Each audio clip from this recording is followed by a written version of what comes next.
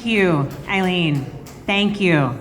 I love coming to this conference. It's my second year. I love it so much because everyone says, oh, you're Eileen Davis's daughter. It's true. My name is Abigail Spanberger, and I am the Congresswoman from Virginia's 7th District.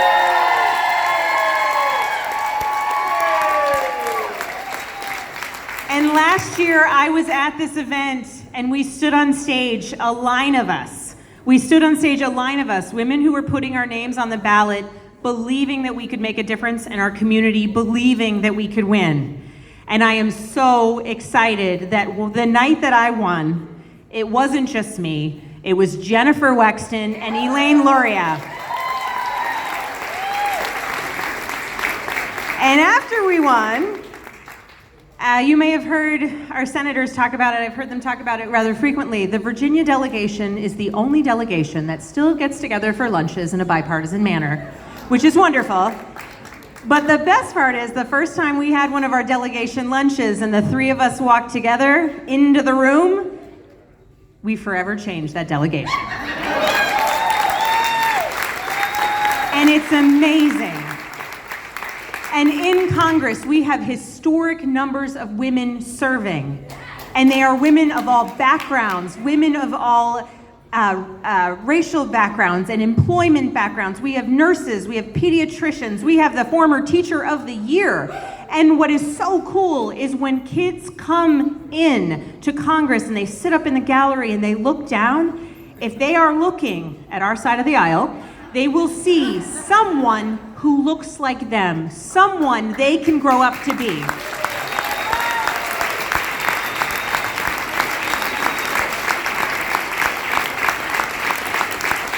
And that is so vital because the better representation we have, that comes with having people of all experiences and skill sets and perspectives.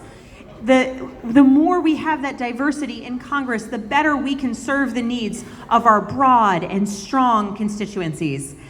And it is amazing to be in Congress, especially from Virginia, but I am there because of people like you.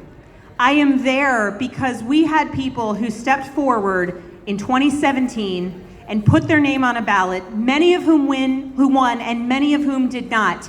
And they put their name on a ballot and they paved the way. They built the foundation. They brought people together. They got people excited and people believed that change was possible. And in 2018, we won because of that foundation, because of the brave people, so many of them women, who put their names on a ballot.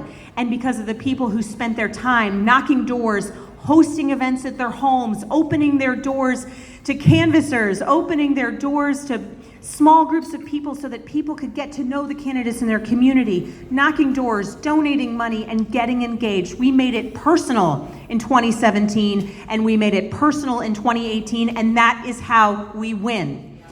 And moving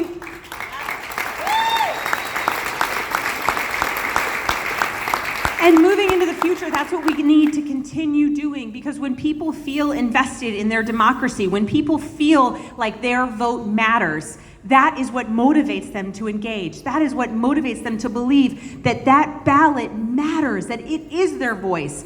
And when they vote and when we win, we see tremendous results.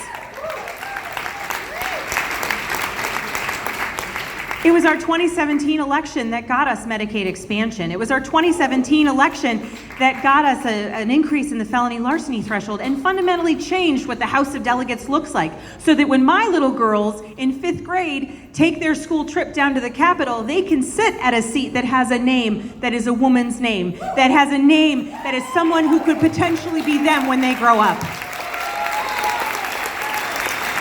And our elections in 2018 built on the foundation of 2017. We passed the Equality Act in Congress, which is the first civil rights legislation since the Civil Rights Act that would provide civil rights protections to our LGBTQ friends, neighbors, and people across this country. It's flipping over to the Senate, so please, this is the good work that we can do. We need to make progress now on the Senate side. We passed the Violence Against Women Act. We passed a background check bill that had languished in committee in prior Congresses because there wasn't a critical mass of people to get it out of committee and bring it to the floor, and we passed it. We passed Climate Action Now, legislation related to saving our planet and recognizing the threat of global climate change. We are making progress. We are making progress in the House, and what we are doing is we are laying the foundation for the work we'll do in 2020. But there's a lot more work before 2020 that is very, very important. So in Congress, there's a lot of women, a lot of new members, and we're all very friendly. Everybody gets along great. And my dear friend, Mikey Sherrill from New Jersey, and I spend a lot of time together. And I was telling her about the great work that happened in 2017 and the great work that happened in 2018. And then I was saying, well, 2019, that's going to tell us where we're going.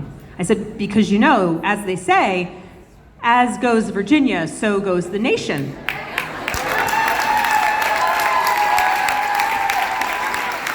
And my friend from New Jersey said, nobody says that.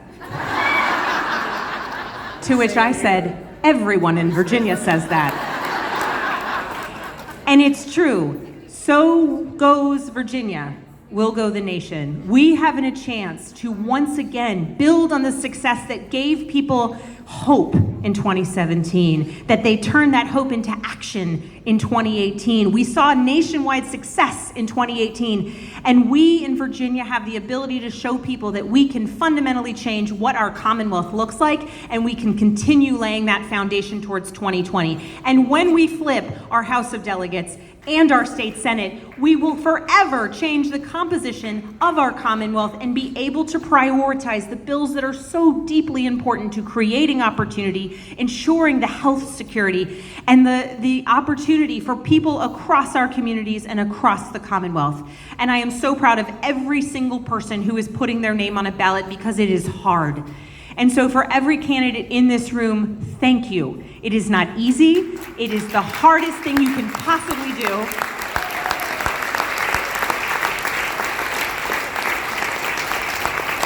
But I'm telling you, the day that you get to cast a vote for something that will improve someone's life, that will make sure that that person knows they are just as important and just as validated, or the day you make a decision for your community that you know is going to bring jobs or bring opportunity or help a child who otherwise wouldn't get that help, it will be all worth it.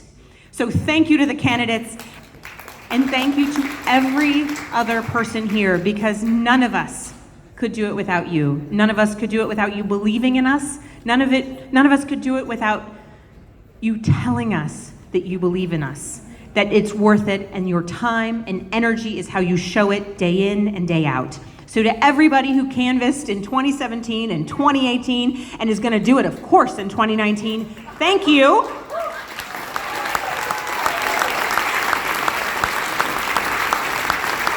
And I look forward to being back here in 2019 when the list of speakers is so ridiculously long because we have so many incredible members of the House of Delegates and members of the State Senate who are going to take a place on the stage. In addition to all of our school board members and our locally elected officials who are going to impact our communities. And now it is my honor to introduce someone